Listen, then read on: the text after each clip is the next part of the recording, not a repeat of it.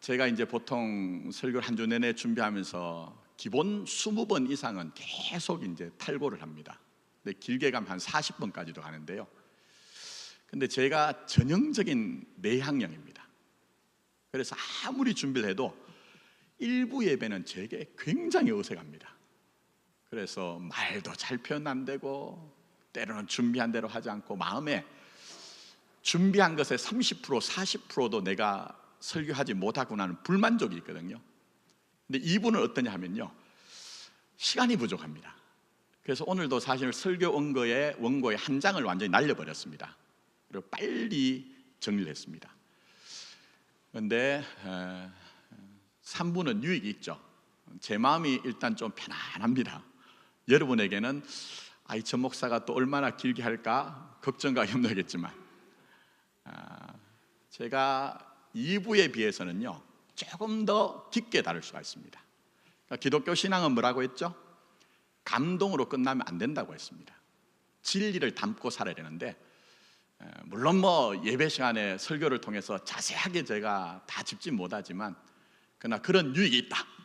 그러니 당부드리는 것은 3부 예배 나오시는 분들이 그 유익을 바라보면서 함께 잘 지켜내고, 또 바라기는 3부 예배가 좀 진지하신 분들이 조금 더 많이 오셨으면 좋겠어요. 그런 마음이 있습니다. 원래 오늘 제가 영상을 보여드리려고 했습니다. 우리 교회 선교지인 태국 퉁화창 선교지의 2022년부터 2023년 전반기 영상을 보여드리려고 했습니다. 시간 관계상 그렇게 하지 못하고 교회 홈페이지에 올려져 있고요, 그리고 수요일 날 예배 수요 기도회 문자로 보내드릴 때 거기에 함께 링크를 보내드리겠습니다. 꼭 보십시오. 꼭 보라고 하는 것은요, 우리의 신앙은 하나님의 일에 참여하는 겁니다. 근데 그건 명분도 아니고 업적도 아니고요, 하나님의 일에 참여하여 성장하라는 거예요. 성장하라, 자라가라, 이런 의미가 있습니다. 그래서 우리에게는 과제로 어떤 일들이 주어져 있습니다. 자, 태국 퉁화창 예배당은 제가 2014년 12월 24일 날 부임했고요, 2008년도에 여기 계신 분들이 또 관련 있는 분도 계시겠지만 그때 여러분의 진심과 각오와 눈물 어린 헌신을 통해서 태국 현지에 예배당을 지었거든요. 근데 아시죠? 말도 안 되는 일로 예배당을 침탈당했습니다. 우리 충격적이죠. 왜 충격입니까? 우리가 믿기로는 심은 대로 거둔다고 했는데, 우리는 그때 진심을 가지고 각오와 헌신을 가지고 심었는데 뺏겼어요. 무너졌어요. 그것만 생각하시면 안 됩니다. 과제라고 얘기했습니다. 성장하라는 거예요. 이런 과제는 일단 자기의 부족한 점을 발견하게 하죠. 우리가 그때 조금 부족했구나 하는 것을 아는 겁니다. 그러나 그것으로 끝나면 안 됩니다. 그것을 통해서 자라야 되죠. 우리의 신앙이 자라야 됩니다. 자, 그런 점에서는 이제 곧 후반기가 되면 현지 예배당이 다 건축이 됩니다. 그럼 우리는 또 가가지고 축하하겠죠? 그러나 여러분들이 꼭 기억하실 것은 그 자체가 목적은 아닙니다. 왜 우리가 거기에 가야 됩니까? 우리가 그렇게 실패한 역사 속에서도 하나님은 실패하지 않으시고 자신의 일을 이루어 가셨고, 우리는 거기에 참여하여 하나님의 일이 우리 안에 이루어졌다는 것을 확인하는 거예요. 그리고 그것은 그곳에서 가시는 분들의 감동으로 끝나는 것이 아니고, 또 가셨던 분들이 돌아와서 보고함으로 대단하다는 것으로 끝나는 게 아니고요, 제가 말씀드렸죠. 실패로 끝날 수 없는 역사를 하나님이 붙들어서 결국 하나님의 일을 이루었다는 것이 어디 적용돼야 되냐 하면요, 여러분 자신의 삶입니다. 제가 이렇게 말씀드리면 알 뜻도 하고 모를 뜻도 하고 그러신 것 같아요. 지금까지 조국교회에서 세상 끝날까지 땅 끝까지 이거 어떻게 얘기했습니까? 선교사 파송하는 것으로 만족했습니다.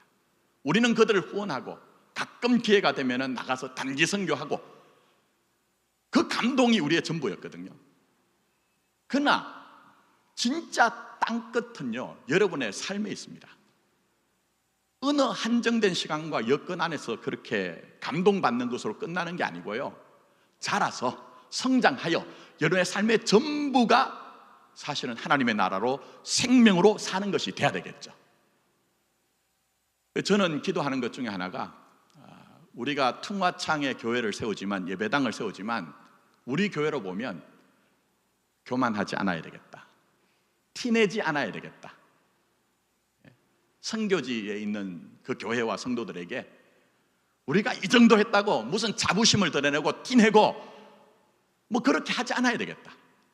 오히려 하면서도 하지 않는 것처럼 겸손해야 되겠다. 그러나 또 선교지에 있는 퉁화창 교회는 어떻게 되죠? 지금까지 긴 세월을 여러분들의 헌신 속에서 전적으로 후원했습니다. 근데 언제까지나 퉁화창 교회가 이유식만 먹고 부드러운 것만 먹을 수 있겠습니까? 그런데 여러분의 기도와 눈물 속에서 예배당이 세워지면 제가 기도하고 기대하는 것은 이제는 그곳에서 자립 선교를 하는 일이 시작되었으면 좋겠다. 그리고 태국 퉁화창 교회는 태국 북서부 지역에 있는데요, 그곳에서는 타이족만 있는 게 아니고 동남아시아가 그렇잖아요. 여러 종족들이 있습니다, 그곳에. 근데 대부분이 미전도 종족입니다. 그래서 퉁화창 교회가 자체적으로 미전도 종족을 선교하고 전도하기 위한 그런 계획들, 역사들이 일어났으면 좋겠다, 이런 생각이 듭니다. 자, 뭘 얘기합니까? 서로 자라야 된다는 거예요. 서로 자라야 된다는 거예요. 선교하는 우리 교회는 겸손으로 자라가야 되고, 선교를 받는 곳에서는 주눅 들거나 쫄거나 우리 교회나 또 우리 자신의 어떤 실력을 믿는 것이 아니라 공급하시는 하나님을 믿는 것으로 자라갔으면 좋겠다는 겁니다. 그런 점에서 신앙은 명분 아니죠. 과거에 화려했던 업적이다, 이거 자랑하는 것으로 끝나면 안 됩니다. 오늘을 살아내셔야 됩니다. 미래를 향해 더 나가셔야 됩니다. 그게 바로 고린도전서 13장에 나오는 사랑이라는 얘기입니다. 자, 오늘은 사랑은 시기하지 아니하며인데 해석 필요 없죠. 이걸 뭘 해석하겠습니까? 그러나 만만치가 않습니다. 시기와 함께 붙는 말이 있죠. 늘 우리는 그냥 익숙하게 시기, 질투 이렇게 얘기합니다. 물론 제가 조금 후에 구분을 해드리겠지만, 어쨌든 시작은 시기와 질투를 묶어서 말씀드리겠지만, 왜 녹록치 않냐 하면요, 그게 현실이기 때문에 그렇습니다. 가끔 등장하는 게 아니고 우리가 호흡을 하는 것처럼 우리에게 늘 가까이서 상존하는 것이 시기와 질투입니다. 그래서 고린도전서에 보시면 가장 먼저 등장하는 문제가 뭡니까? 파당 문제죠. 왜 파당 문제가 있습니까? 사람이 모인 곳에서는, 조직체로서의 교회가 운영되기 위해서는 힘의 문제가 있습니다. 어쩔 수 없는 부분이 있습니다. 그래서 고린도전서에 보면 직분에 대해서 사도가 있고 또 선지자가 있고 복음을 전하는 자가 있고 목사와 교사가 있다고 얘기합니다. 근데 이 직분에는 당연히 권위라는 문제가 따라 붙거든요. 근데 시기라는 문제가, 질투라는 문제가 가입하기 시작하면 어떻게 됩니까? 구약의 모세의 형 아론과 모세의 누이 미리암이 모세에게 너만 하나님의 종이냐 이렇게 당하잖아요. 그것처럼 고린도 교회도 똑같은 거예요. 그건 우리의 현실이기도 하고요. 그런데 시기와 질투는 관념이 아니죠. 우리의 현실이죠. 또 하나 보자면 고린도 교회의 대표적인 문제가 뭡니까? 은사 문제입니다. 그럼 은사를 받은 사람의 문제는 뭐죠? 은사의 목적은요, 성도를 섬기기 위해서 하나님이 선물로 주신 거예요. 근데 그 의미를 알지 못하면 은사를 받은 자들은 자랑질하기 바쁜 거예요. 그게 문제입니다. 그러나 또 하나, 나도 은사를 받았으면 좋겠다는 소원과 갈구와 열심을 가진 사람들이 그렇게 해도 은사를 받지 못하면 어떻게 됩니까? 나중에는 은사 받은 게 무슨 대수라고, 너 뭐 잘났느냐, 이렇게 시기와 질투로 가더라는 겁니다. 자, 그러니 시기와 질투는 가까이에 있습니다. 아주 가까이 있습니다. 왜 가까이 있습니까? 우리 안에 원하는 것이 있고 바라는 것이 있는 욕망이 있기 때문에 그렇습니다. 그리고 그런 욕망을 가진 사람들이 모인 곳이 교회이기 때문에 그렇습니다. 그러나 여기서 여러분, 시기와 질투의 문제를 당연하다고 생각하고 그대로 수긍하고 인정하면 우리가 생각하지 않은 아주 폭력적인 결과가 생깁니다. 우리가 바라고 원하지 않는 어떤 결과가 우리에게 있다는 겁니다. 당장 여러분, 파당 문제를 한번 생각해 보십시오. 예수님이 유비적으로, 상징적으로, 영적으로 교회의 머리는 누구시라 하죠? 교회의 머리는 예수님이라고 합니다. 그리고 교회는 그 몸이라고 얘기합니다. 그리고 여러분은 그 몸의 지체로서 연합하여 함께 산다고 얘기를 하고 있어요. 근데 머리가 없는 거예요. 머리가 없는 거예요. 마치 그런 형국, 그런 꼴이 된 거예요. 그러니 시기와 질투는 간단한 문제가 아닙니다. 시기와 질투가 가진 역기능에 대해서는요, 성경 곳곳에서 등장합니다. 자, 시기와 질투의 연원을 올라가자면 다 살펴볼 수는 없고 간단하게 한번 봤으면 좋겠어요. 인류 최초의 죄는 불순종의 죄를 범한 아담입니다. 그러나 형제를 살인할 정도로 아주 극악한 죄를 범한 것은 아담의 아들, 누굽니까? 가인입니다. 왜 그랬죠? 시기, 질투 때문에 그렇습니다. 자, 제가 필요한 부분만 읽어드릴게요. 창세기 4장 3절에서 8절. 가인은 땅의 소산으로 제물을 삼아 여호와께 드렸고, 하지 않은 게 아니죠. 한 개 문제예요. 많은 경우에는 하지 않았으면 기대도 없는데 열심히 한 거예요. 진심을 가지고 한 거예요. 눈물 어린 헌신을 가지고 한 거예요, 가인이. 아벨은 자기도 양의 첫 새끼와 그 기름을 드렸더니 여호와께서 아벨과 그의 제물은 받으셨으나 가인과 그의 제물은 받지 아니하신지라. 가인이 몹시 분하여 안색이 변하니 가인이 그의 아우 아벨을 쳐 죽인이라고 얘기를 해서 받아들여지지 않은 진심과 자신의 결단과 각오와 눈물 어린 헌신에 대해서 시기와 질투가 일어나면서 통제되지 못한 분노로 인하여 자기의 형제를 척살하는 그런 일들이 지금 발생한 거예요. 이건 극단적으로 볼 수 있지만 정도의 차가 있지, 시기와 질투에 휘둘린 인생의 모습을 우리에게 그대로 적나라하게 등장을 시키고 있는 것이죠. 이런 시기와 질투에 대해서 말씀드린 것처럼 성경은 외면하지 않고 그것을 그대로 드러납니다. 너의 현실이다, 너의 실존이다. 그래서 창세기 6장에 가면 어떤 일이 있습니까? 아브라함의 아내 사레가 자기 몸에 더 이상 하나님이 약속하신 대로 아브라함의 씨를 가지고 잉태할 수 없다는 자기의 판단이 생기죠. 그래서 어떻게 합니까?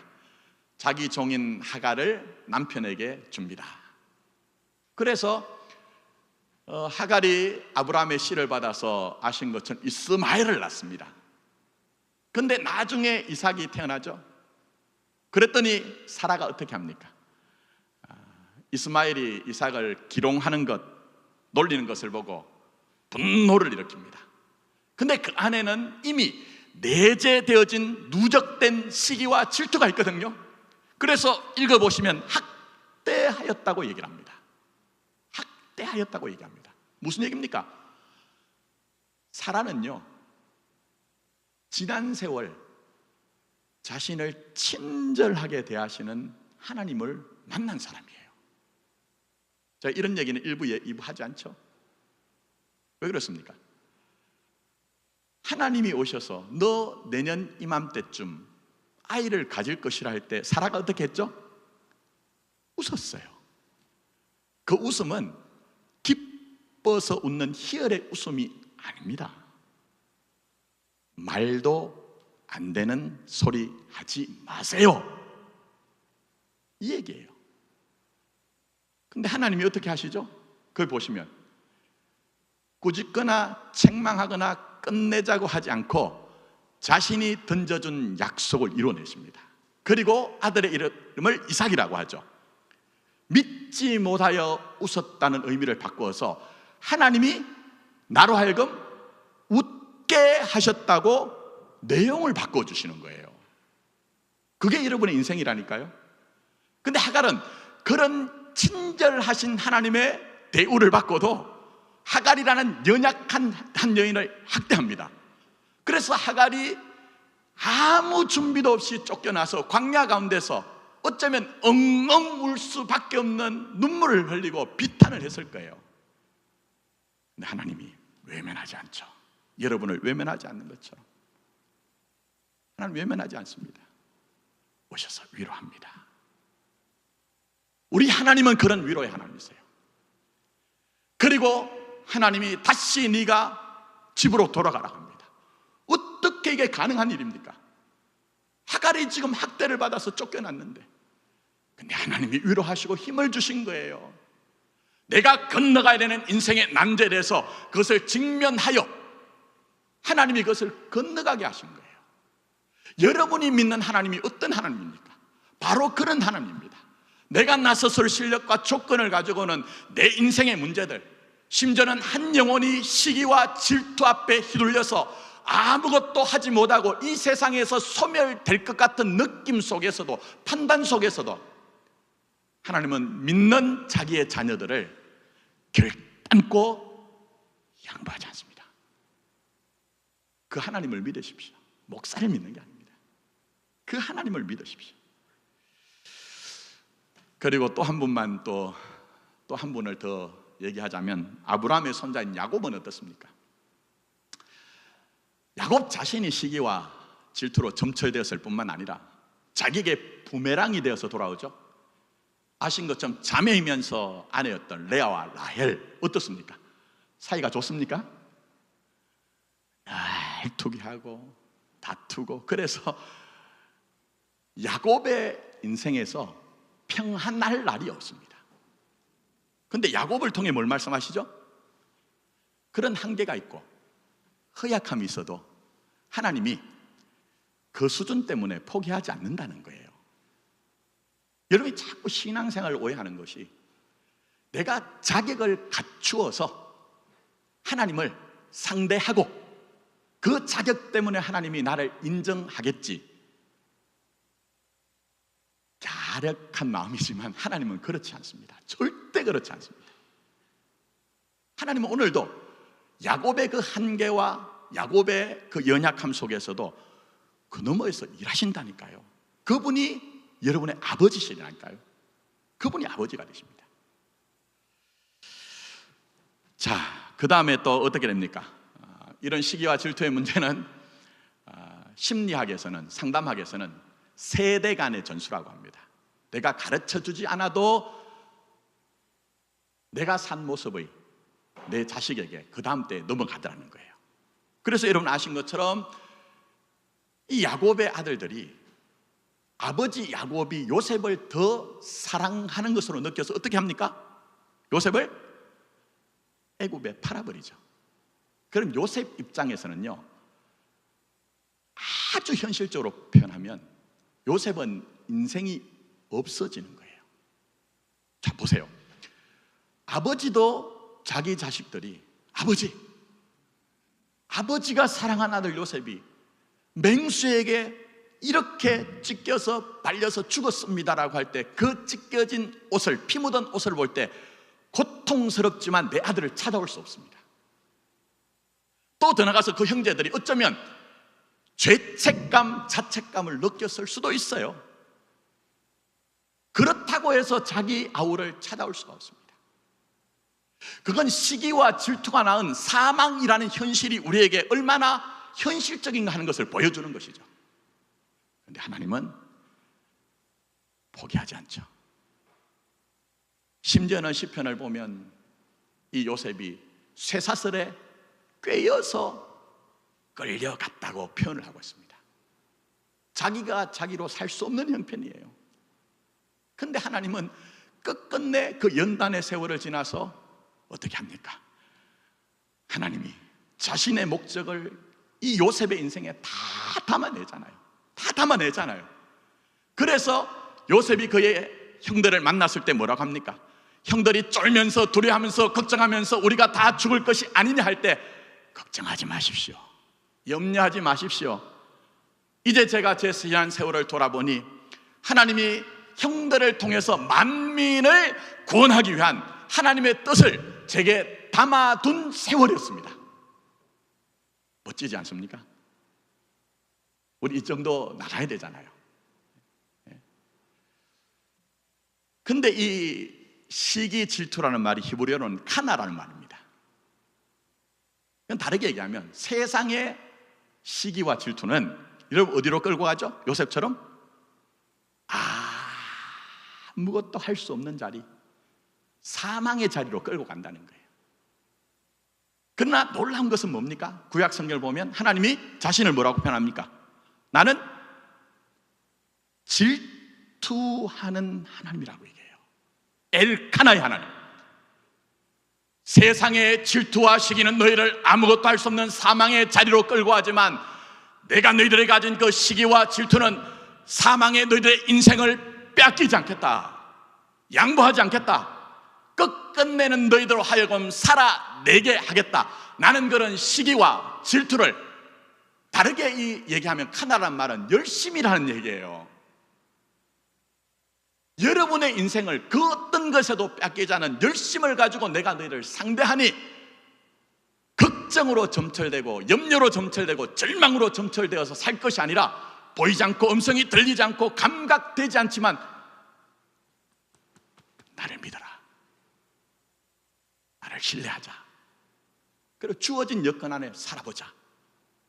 그러면 돌아보면 언젠가는 네가 훨씬 더 깊어져 있고 대단해져서 만민을 구원하게 하려는 하나님의 뜻이 그 세월 속에서, 사정 속에서 그렇게 내게 연단되어서 이 자리까지 왔습니다라고 그렇게 얘기할 수 있는 영광이 되어진다는 거예요.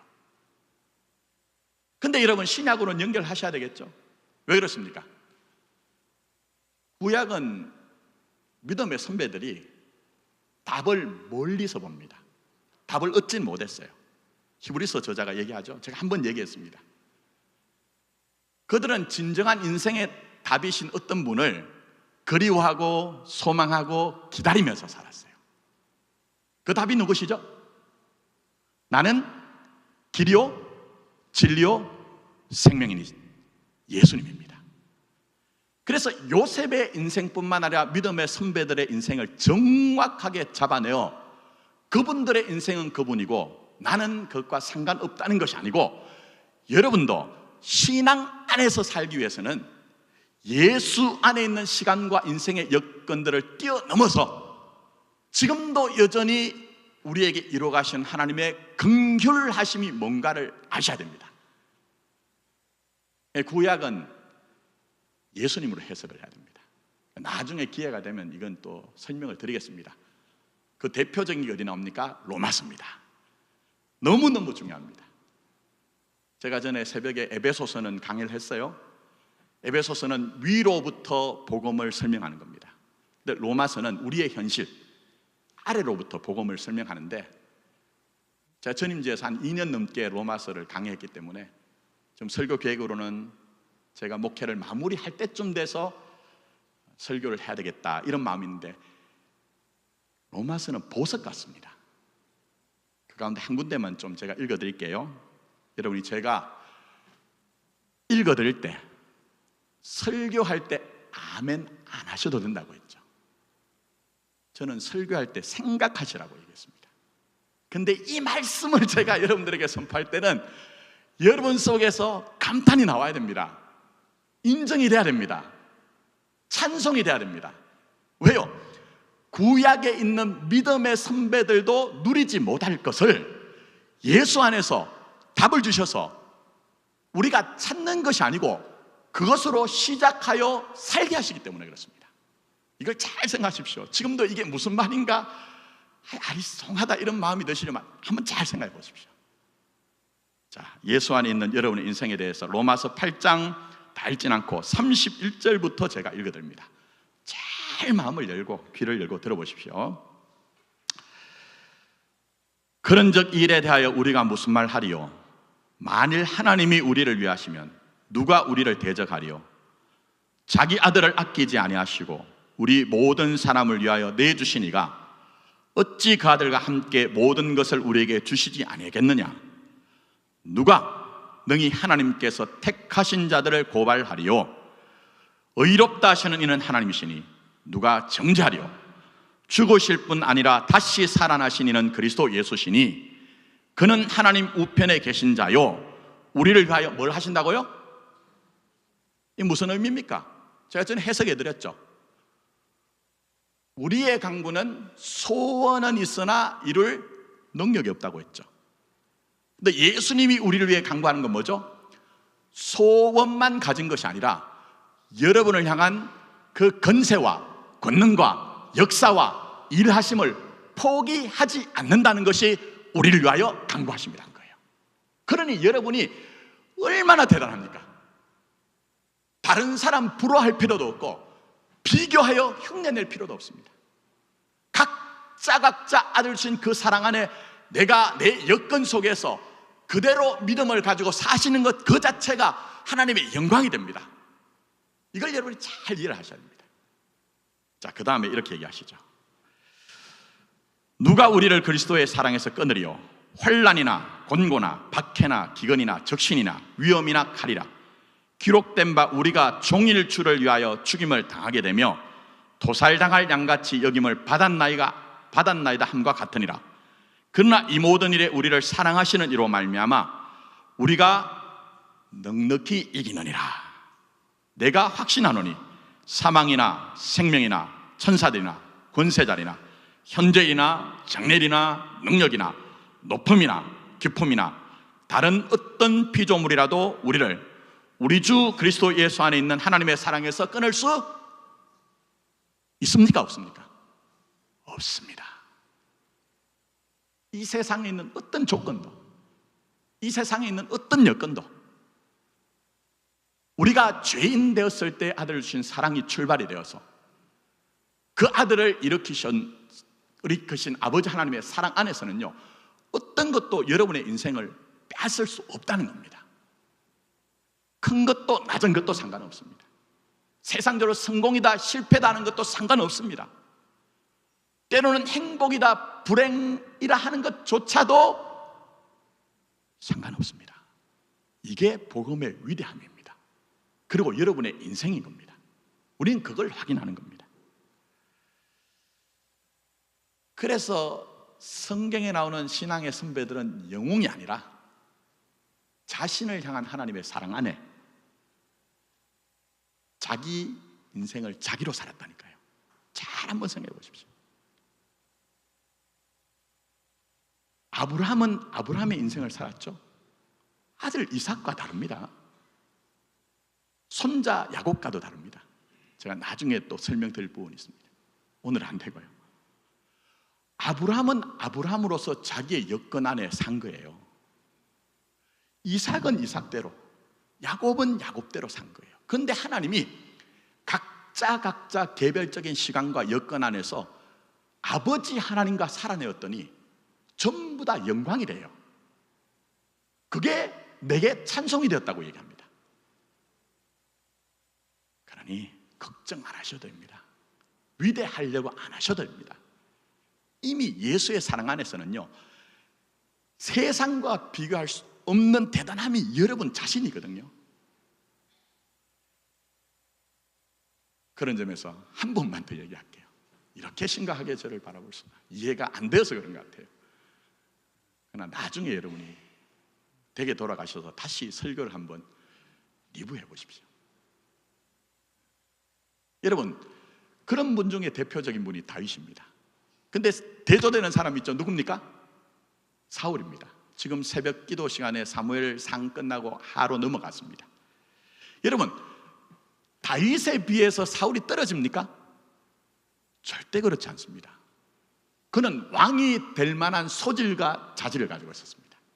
그는 아름다운 용모를 가지고 있었고 키가 컸던 사람이고 그를 왕으로 간택하였을 때 겸손하게 자기를 표현하는 사람이었고, 왕이 되자마자 자신들에게 나라에 닥친 위기를 극복할 수 있는 지략을 가지고 있는 사람이었어요. 근데 뭐가 문제였습니까? 불안했던 거죠. 불안했던 거예요. 약관 17세의 소년 다윗이 골리앗을 이김으로 말미암아 그 전성한 골리앗이 돌아올 때 여인들이 나와서 노래를 하면서 얘기한 게 뭡니까? 사울은 천천히요 다윗은 만만이라는 소리가 자기 마음에 들어오자 그 시기와 질투가 그의 마음을 완전히 사로잡습니다. 그래서 변성이 됩니다. 세상 말로 요즘은 흑화한다고 얘기하더라고요. 아시죠 여러분? 흑화한대요. 여기에 대해서 사무엘상 18장 9절에 이렇게 얘기합니다. 그날 후로 사울이 다윗을 주목하였더라 얘기합니다. 무슨 얘기입니까? 우리가 궁극적으로 주목할 분은 누구시죠? 하나님이잖아요. 어떤 여건이든지 어떤 사정이든지 아버지의 사랑만이 나를 온전케 하는데, 믿음의 주요 또 온전케 하시는 이 예수를 바라봐야 되는데 다윗이 마음에 들어온 거예요. 다윗을 주목한 거예요. 그러니 어떤 일이 벌어집니까? 제가 말씀드린 것처럼 사울은 절대 떨어지는 사람이 아닙니다. 근데 다윗이 사울의 마음에 들어오고부터 삶의 목적을 잃어버립니다. 방향을 잃어버립니다. 주신 아름다운 자원조차도 다 놓치게 됩니다. 그리고 비극으로 끝나죠. 그러나 반면 다윗은 어떻습니까? 여러분이 오해하신 것 중에 하나가 다윗이 사울보다 도덕적으로 더 나았다, 이렇게 성경은 얘기하지 않습니다. 아시죠? 다윗은 무슨 인격적으로 도덕적으로 더 나았다는 게 아니고, 다윗 스스로 시편 16편 8절에 뭐라고 고백합니까? 내가 여호와를 항상 뭐라고 하죠? 내 앞에 모시며 얘기합니다.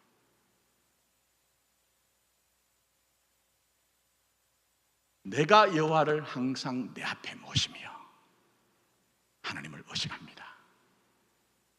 좋을 때만 그런 것이 아닙니다. 가장 낮은 자리, 엄청난 실패와 실수가 있을 때 그럼 어떻게 합니까? 하나님과의 절대적인 관계를 양보하지 않습니다. 아니, 생각하지 못하고 망각하였더라도 다시 돌아옵니다. 그 대표적인 게 뭡니까? 나단 선지자가 와가지고 다윗에게 하나님의 준엄한 그 죄악에 대한 고발을 하자 왕이라는 권세를 가지고 칼을 들어서 나단 선지자의 목을 날리지 않습니다. 왜요? 내가 여호와를 항상 내 앞에 모신 자여야 하기 때문에 그런 것을 알고 있기 때문에 그렇습니다. 그래서 어떻게 고백합니까? 하나님, 내 인생을 혼자 두지 마십시오. 정한 마음과 정직한 영을 새롭게 이루시고 내 안의 구원의 감격을 정말 빼앗기지 않게 해주십시오. 내게 자원하는 마음을 주셔서 억지로 하는 것이 아니라 베푸신 은혜와 긍휼을 생각하고 내가 이조차도 하나님의 그 긍휼로 나를 이해하여 내가 지은 죄가 나 스스로는 해결할 수 없으니 주의 의를 부어 주십시오. 그게 우설초로 나를 정하게 해달라고, 정결하게 해달라는 거 아닙니까? 그러니 다윗은 하나님 앞에서 자신을 생각합니다.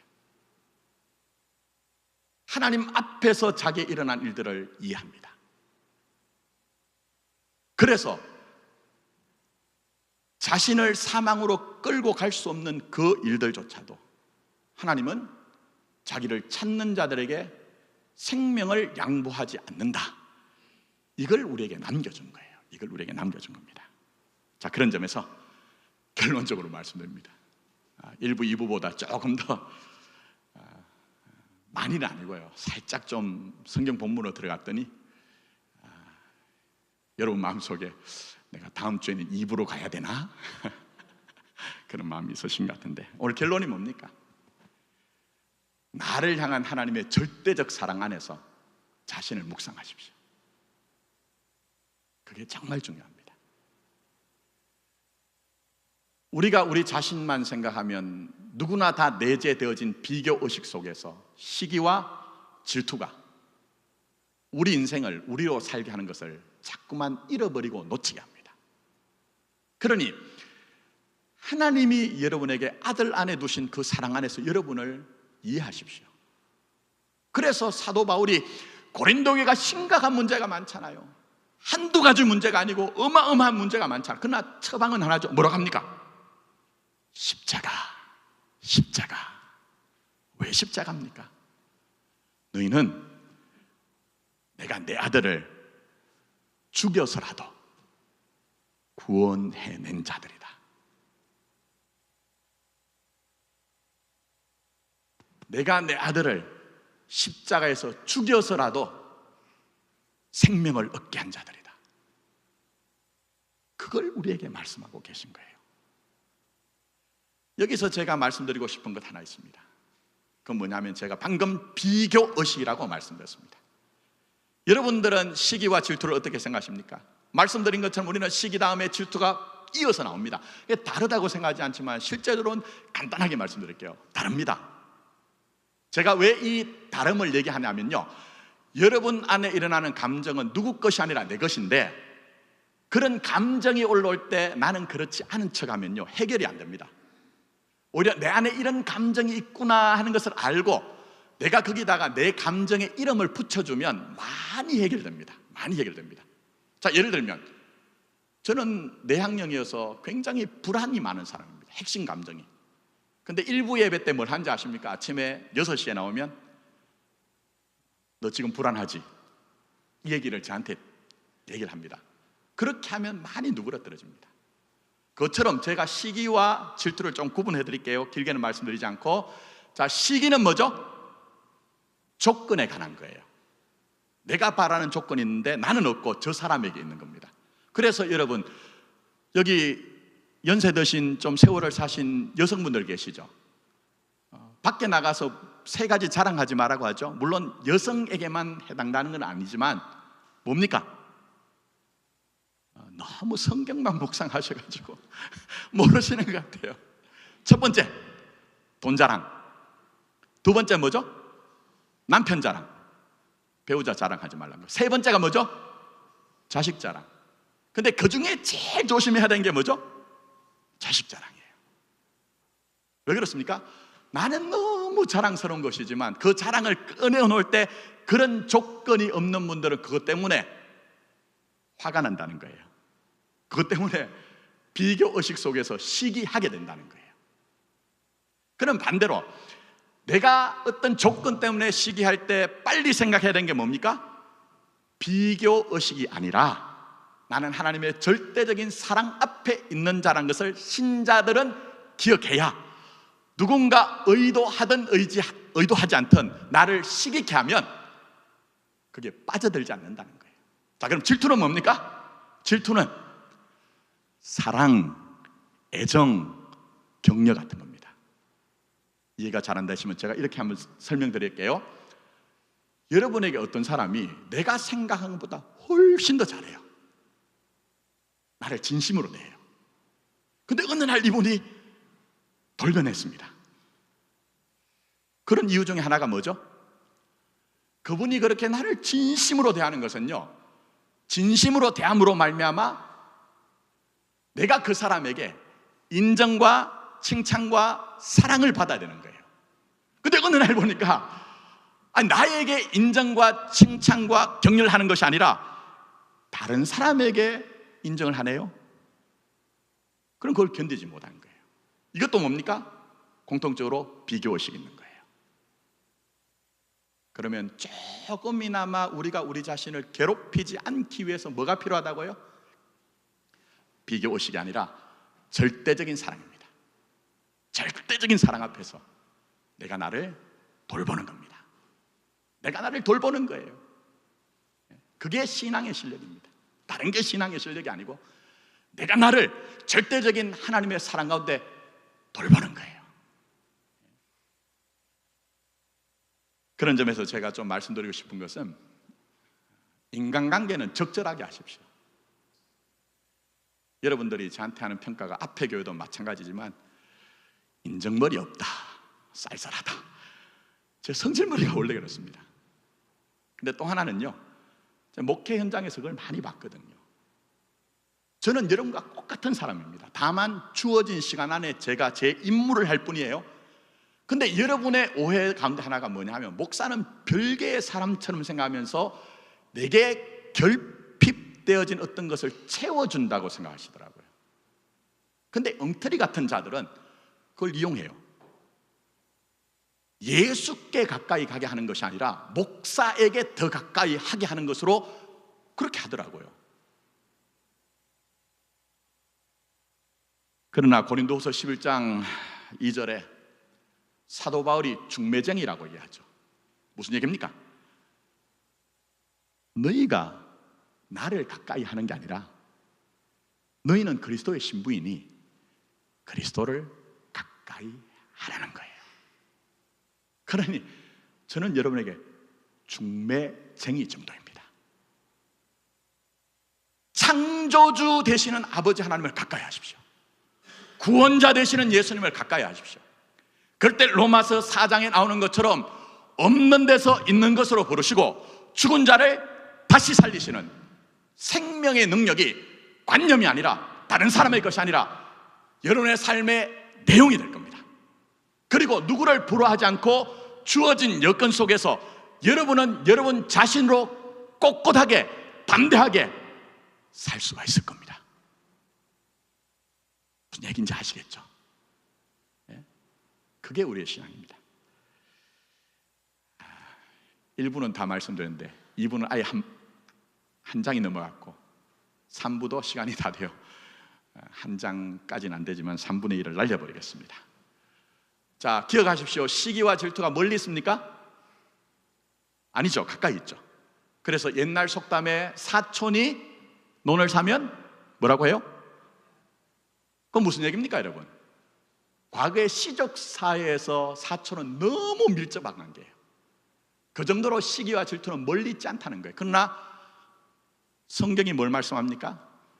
현실적인 문제를 하나님의 사랑 안에서 잘 다루면 고린도전서 13장 뒷부분에 나온 것처럼 부분적이 아니고 통합된 신앙 인격을 가질 것이고, 지금은 거울을 보는 것처럼 그렇게 희미하게 보지만 그 사랑 가운데서 얼굴을 맞대고 보는 것처럼 그렇게 되어진다, 이렇게 얘기하는 겁니다.